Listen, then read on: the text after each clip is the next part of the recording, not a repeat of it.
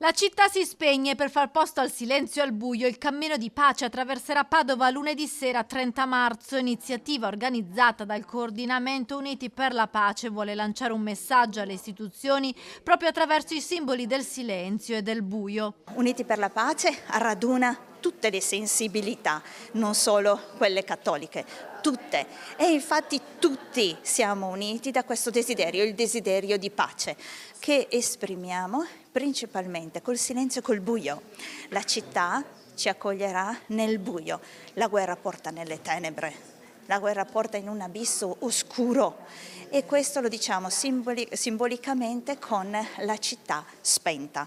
L'appuntamento alle 20:15 davanti a Palazzo Moroni, centinaia e centinaia le adesioni già arrivate ai promotori che uniscono associazioni, sindacati, onlus e tanta parte della società civile e del terzo settore.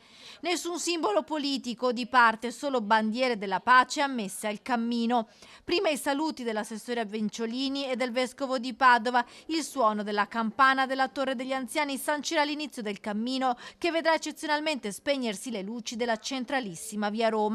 Il corteo poi arriverà in Prato della Valle. In Prato della Valle ci sarà un momento in cui ci metteremo intorno a Prato della Valle e noi invocheremo la pace, grideremo pace, applaudiremo alla pace perché è questo che bisogna fare, sono azioni piccole ma bisogna farle.